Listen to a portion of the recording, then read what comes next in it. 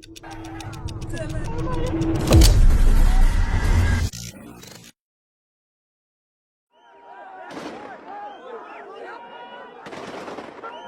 तो हम जाएंगे जरूर अपने देश, अपने मकान में का सब कुछ तो हमने सह लिया है।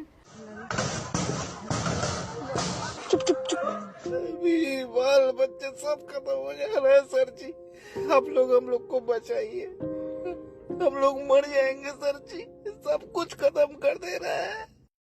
25 जनवरी 2020 एक वीडियो आई थी शर्जील इमाम की। तो हम हिंदुस्तान और नॉर्थ ईस्ट को परमानेंटली कट कर सकते हैं और वो बंद कर सकते हैं, क्योंकि चिकन नेक्स्ट मुसलमानों का है। वो जो इलाका है मुस्लिम अक्सरियत है। नॉर्थ ईस्ट को भारत से अलग करो, चिकन नेक हम मुसलमानों का है, हम यह कर सकते हैं। वो मात्र एक वीडियो नहीं थी, वो बंगाल, आसाम और नॉर्थ ईस्ट में बचे चंद हिंदुओं के कश्मीर जैसे पलायन और पतन की भविष्यवाणी थी। सिलीगुड़ी कॉरिडोर, जिसे भारत की चिकन नेक कहते हैं, एकमात्र 22 किलोमीटर चौड़ा ऐसा रास्ता है जो भारत को आसाम सहित 7 नॉर्थ ईस्ट राज्यों के साथ जोड़ता है। इतना महत्वपूर्ण रास्ता और कोई खुलेआम चौड़े में इसे काटने की बात करे, कुछ तो दम होगा, कुछ तो सच्चाई होगी। रोहिंग्या मुस्लिम 700 किलोमीटर दूर चलकर म्यांमार से बंगाल के अंदर घुसते हैं।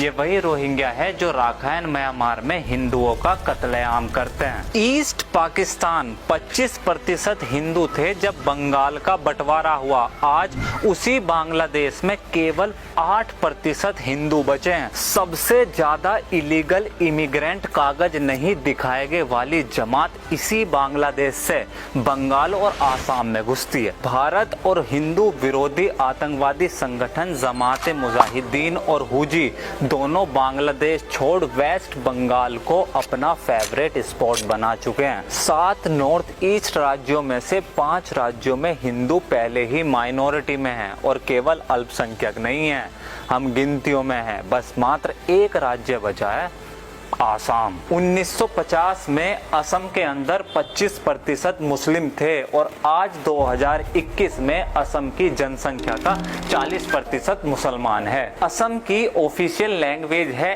असमीज, लेकिन असम के 14 मिलियन मुस्लिम में से 10 मिलियन मुसलमान बंगाली भाषा बोलते हैं, जो वेस्ट बंगाल और बांग्लादेश की ऑफिशियल आधिकारिक भाषा है। और ये महज एक कोइंसिडेंस, संयोग नहीं है कि बंगाल और बांग्लादेश से सटी आसाम की 11 डिस्ट्रिक्ट आज पूर्णतया मुस्लिम मेजोरिटी हो चुकी है। बिल्कुल यही सेम पैटर्न बिहार में है। बिहार की एवरेज मुस्लिम पॉपुलेशन 17% है, लेकिन वो डिस्ट्रिक्ट जिनकी बॉर्डर बंगाल से सटी है, जिसे मुख्यतः सीमांचल वाला क्षेत्र कहते हैं, वहाँ की मुस्लिम आबादी 17 नहीं 47% है।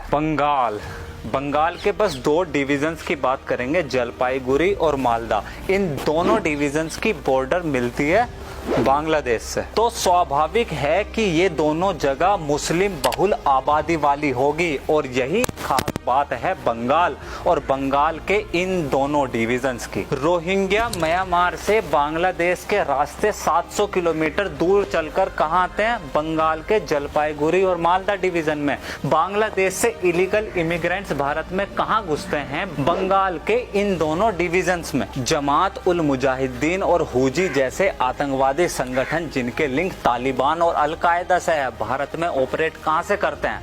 बंगाल के इन्हीं दोनों डिवीजन से। Militant groups, naxalite, maoist, anti national elements, left leaning rebellion groups, इन सब का फेवरेट स्पॉट कौन सा है? बंगाल के ये दोनों डिवीजन है। इसलिए 25 जनवरी 2020 की रात शर्जील इमाम का वो भाषण, वो वीडियो महज कोई एक मजाक या कोई परिकल्पना नहीं थी। वो हमारे इस गाल पर जोरदार तमाचा और इस चेहरे के सामने असलियत, हकीकत, हमारा क्या वजूद बचा है और हम क्या खो चुके हैं उसकी असलियत का आईना था। मकसद बहुत बड़ा और बेहद साफ है कि कुछ भी करो, लेकिन किसी तरह भारत के अंदर अस्थिरता पैदा करो, भारत को उसके नॉर्थ ईस्ट राज्य से अलग करो, असम को बांग्लादेश में, अरुणाचल प्रदेश को चाइना में और कश्मीर को पाकिस्तान में जोड़ो, बंगाल को कम्युनिस्ट कम्युनिज्म और भारत को सरिया कानून पर शासन करो, ये मकसद पूरा होता है बंगाल से बंगाल के सिलीगुड़ी कॉरिडोर चिकन नेक से। इसी कॉरिडोर के नीचे मालदा, इसके राइट में बांग्लादेश, लेफ्ट में बिहार का सीमांचल रीजन और ऊपर में जलपाईगुड़ी और उसके ऊपर सबसे बड़ा की प्लेयर चाइना। बस कुछ साल और जब इस देश का तथाकथित बहुसंख्यक हिंदू अपनी नींद से जागेगा तो गायब हो चुका होगा केवल बंगाल से नहीं, नॉर्थ ईस्ट के 8 के 8 राज्यों से। प्रत्यक्ष को प्रमाण की जरूरत नहीं होती। म्यांमार में मारे गए और भगाए गए हिंदू, बांग्लादेश में मारे गए भगाए गए हिंदू, असम में मारे गए भगाए गए हिंदू, कश्मीर में मारे गए भगाए गए हिंदू, बंगाल में मारे गए भगाए गए हिंदू, मिजोरम, नागालैंड, मेघालय, लक्षद्वीप, इन जगहों में अल्पसंख्यक कौन है?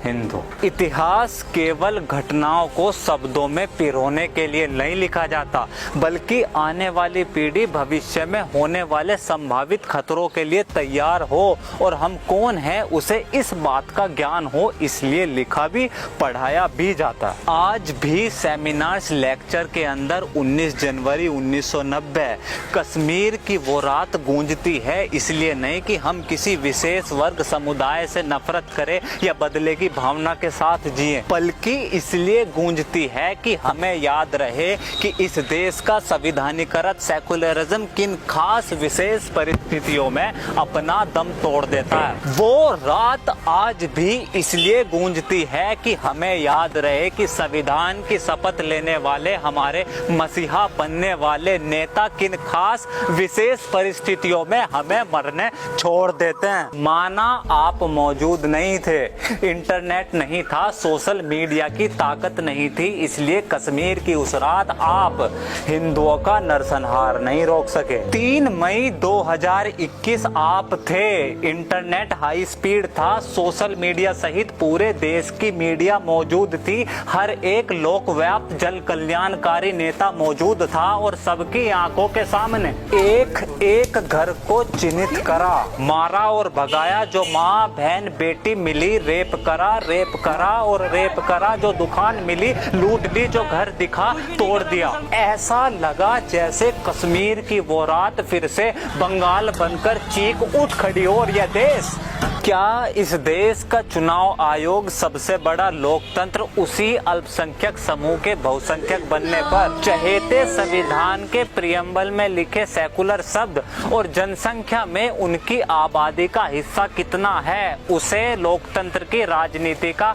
आधार नहीं बनाएगा? अगर ऐसा नहीं है तो 70 साल बाद आज भी कश्मीर की राजनीति में हम कहाँ हैं? सीमांचल, जलपाईगुड़ी, मालदा, आसाम के वेस्टर्न डिस्ट्रिक्ट्स में हम कहाँ हैं? हमारे वो अपने घर कहाँ हैं? 1 महीना नहीं लगा इस देश को, संविधान को, लोकतंत्र को, नेताओं को, सोशल मीडिया के आपके क्रांतिकारियों को बंगाल बुलाने में। हमारी जमीन, हमारी इज्जत, हमारी औरतों की अस्मिता का नंगा नाच भुलाने में। पूछो उससे पहले नींद से उठो और देखो हमारे वो अपने घर कहाँ हैं, हमारा वो भारत देश कहाँ है? ये वहम दिमाग से निकाल दो कि इतनी बड़ी गुलामी के बाद आज तक हमारा कोई कुछ नहीं बिगाड़ पाया। अफगानिस्तान हमारा था, आज नहीं है। पाकिस्तान हमारी जमीन थी, आज नहीं है। बांग्लादेश हमारा हिस्सा था, आज नहीं है। और ऐसा ना हो कि जिस वहम और नशे में आज हम हैं,